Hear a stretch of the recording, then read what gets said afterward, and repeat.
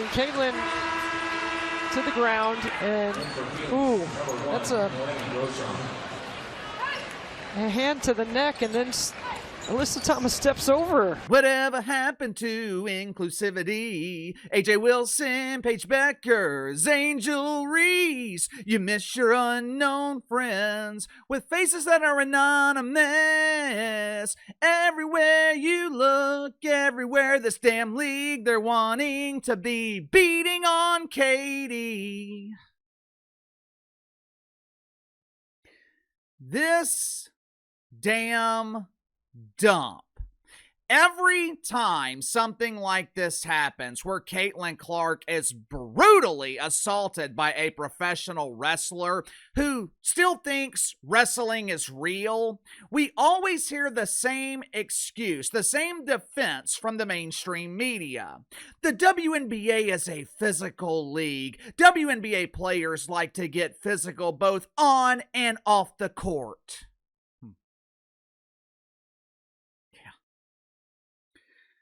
You know, it's strange.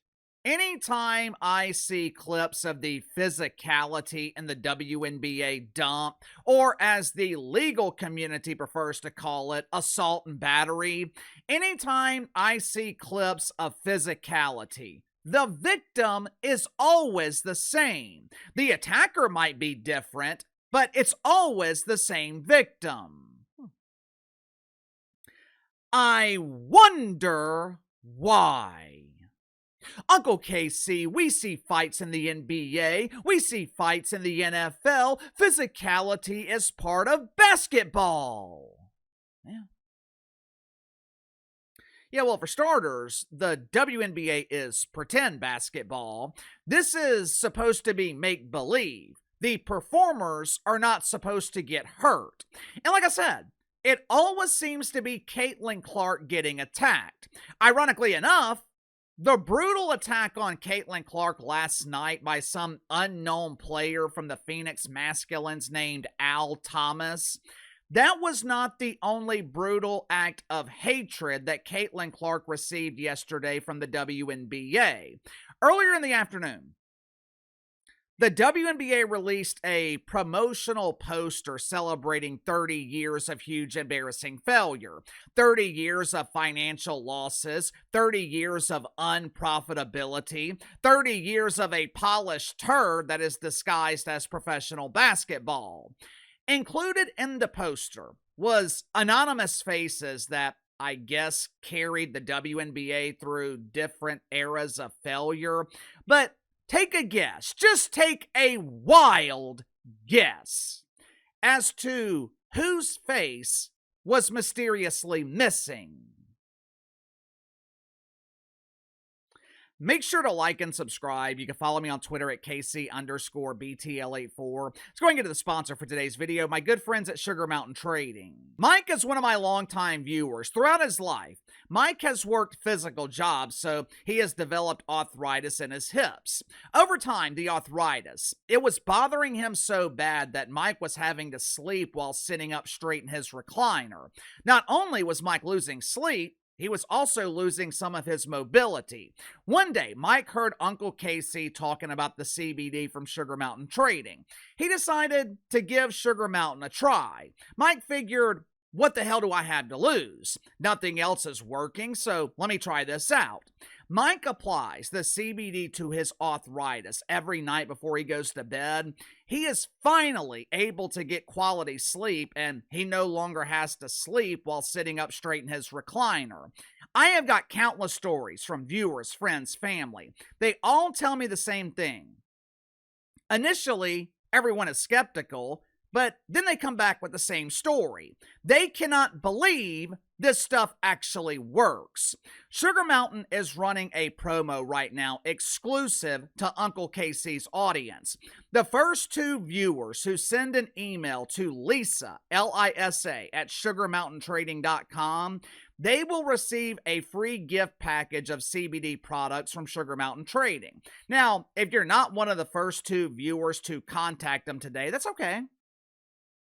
Sugar Mountain will also be selecting 2 random viewers who contact them to receive a free bottle of CBD lotion. So send an email now to Lisa, Lisa, at sugarmountaintrading.com, or you can just use promo code BTL25 to receive 25% off your first purchase with Sugar Mountain Trading. Link is in the description or the pinned comment below. Now, just to be clear, YouTube is not sponsoring this promotion. YouTube has no involvement with this promo, has no liability or responsibility for selecting the winners. All winners and all responsibility are on Sugar Mountain Trading. 2 years ago, Caitlin Clark was named Time Magazine Athlete of the Year. Obviously, Caitlin Clark was being recognized by Time Magazine for elevating this turd into the mainstream. For decades, the WNBA was circling the pooper. No one was paying attention. Hell, most people didn't even realize that the WNBA was still in existence, and those of us who did were hoping this league would go out of business.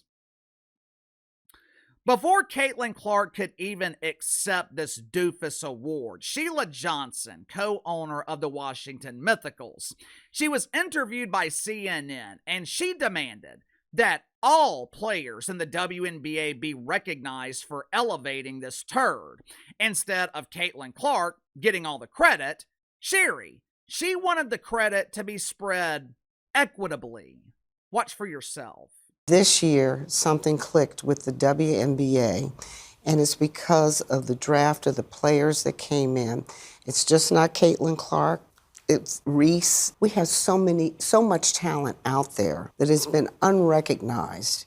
And I don't think we can just pin it on one player. I guess the diva of Dump Divas, Kat Engelbert, along with the amateur marketing department in the WNBA, I guess they decided to listen to Sherry Johnson's advice. Yesterday, the WNBA released a celebratory poster celebrating 30 years of huge embarrassing failure. Now, as you can see here, the top of the poster mostly consists of teams that filed for bankruptcy. The Stingers, the Comet Wipes, the Matriarchs, something called the SOL, which I believe stood for struggling on layups, or maybe it stood for standing on ladders, which is how WNBA players made layups back in the 90s. But if you look at the faces, most of which are anonymous, hell, you could put this poster in a police station and most people would think that these women are missing. But if you look at the faces, you'll notice one face is mysteriously missing. The only recognizable face, the only star in the 30-year history of this league, the one player responsible for elevating this putrid product into the mainstream. The WNBA is celebrating 30 years of failure, and Caitlin Clark, the only player who has a chance to make this league profitable, she's left off the damn poster. I noticed that Kelsey the Plumber, Who? was included. I see AJ Wilson. Who? And some unknown named Flau'jae Johnson. And who? As it turns out, Flau'jae Johnson is a multi-talented pretender. She pretends to play basketball in the WNBA, and she is also attempting to be a rapper. Now, in her defense, it is not her fault that she was included on this poster, even though it's her rookie season and her mother is the only one who recognized her. But how can you include an unknown rookie over Caitlin Clark? How can you include Kelsey the Plumber over the Great White Hope? Hell, you can make the case this poster should only include one face. They should have put Caitlin Clark on this poster all alone and thanked her for turning minimum wage earners into overnight millionaires. This dump of a league They deserve what they get. This is not the first time Caitlin Clark has been excluded in the League of Inclusivity. When the WNBA promotes the Indiana Clarks, instead of putting the Great White Hope on the game poster, they'll include an unknown player from the Seattle Spankers along with an unknown player in Indiana. I'll see WNBA commercials with no mention of Caitlin Clark. But Uncle KC, all of her games are nationally televised. Yeah, that's not a WNBA decision. The networks are making that call. The networks paying for this dump. Well, they're not exactly paying for the WNBA. Pretend basketball is included in their package with the NBA, which means the networks are essentially getting pretend basketball for free. It also means the WNBA broadcast rights deal is just another generous subsidy from the NBA. But anyway, the networks, they made the decision to broadcast all of the Indiana Clarks games on national television. If it were up to the WNBA, they would put AJ Wilson, Cam Brink, they would be putting Paige Buckner and her boo Elmer Fudd on national TV. How do I know this? Just look at their actions. At every available opportunity, the WNBA intentionally buries their only star. It's like this league is afraid of making money. They're so accustomed to being on welfare, they're so used to being subsidized, it's like they're afraid to make money because they think the subsidies, the welfare, will disappear. But the generous subsidies that they receive from the NBA, they should disappear anyway. There is a simple solution to this problem. You see, the WNBA has a charity mindset, and the reason they have a charity mindset is because they're operating as a charity. Charities are equitable. They want everyone to receive equal treatment. But that's not how it works in business. If the WNBA were forced to operate as a business, if the WNBA was forced to present a good product, maybe pretend basketball players would work on improving their skills in the offseason. There is no difference in the Angel Reese that we see today and the Angel Reese from 2 years ago. Same knee bound, same missed layup, same lack of athleticism. The WNBA product is just as bad today as it was 30 years ago. Hell, you can make the case the on-court product was significantly better back in the 90s. This league doesn't improve. This league doesn't promote Caitlin Clark because they don't have to.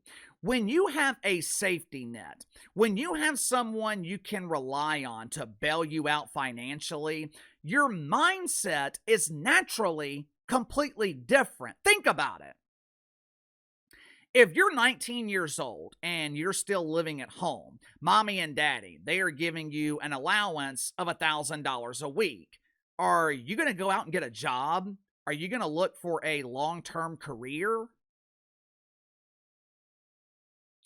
The rampant entitlement, the poor business decisions, the burial of Caitlin Clark, it exists in the WNBA because they are still relying on daddy, and it is long past time for daddy to eliminate their allowance.